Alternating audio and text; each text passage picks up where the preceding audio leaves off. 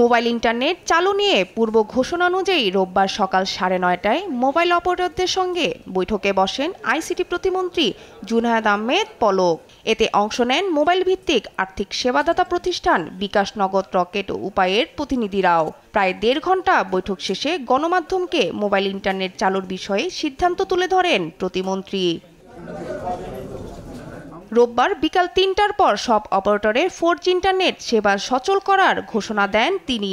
সেই সঙ্গে বোনাস হিসেবে সব গ্রাহককে 5GB ডাটা বিনামূল্যে দেওয়ার কথাও জানান প্রতিমন্ত্রী। আজকে বিকাল 3টা থেকে আমরা পুনরায় মোবাইল 4G নেটওয়ার্ক আমরা পুনঃস্থাপন করতে পারবো। মোবাইল নেটওয়ার্ক যারা আসবেন, ব্যবহার করবেন এবং 4Gতে যখন যুক্ত হবেন, তখন মোবাইল ইন্টারনেট ব্যবহারকারী প্রত্যেক গ্রাহক 3 দিনের জন্য 5GB বোনাস তারা ডেটা পাবেন। প্রশ্নের উত্তরে জানান, ফেসবুক, টিকটক সহ অন্যান্য সামাজিক যোগাযোগ মাধ্যমকে ব্যবস্থা নিতে চিঠি দিলেও তেমন সাড়া মেলেনি।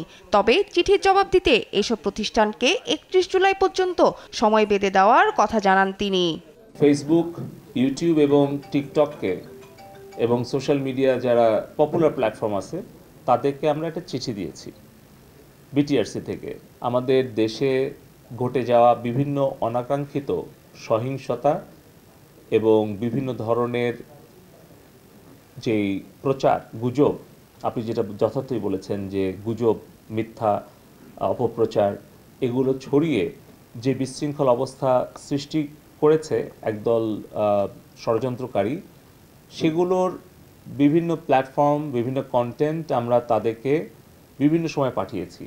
কিন্তু যতটুকু তারা কন্টেন্ট টেকডাউন করেছে, যতগুলো প্ল্যাটফর্ম তারা ব্লক করেছে, সেই সংখ্যাটা অতি নগণ্য।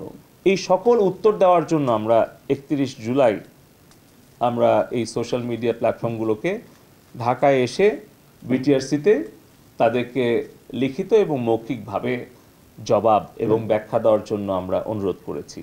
এই সময় মোবাইল ফোনে VPN অ্যাপ ব্যবহারের বিভিন্ন ক্ষতিকর দিকও তুলে ধরেন আইসিটি প্রতিমন্ত্রী।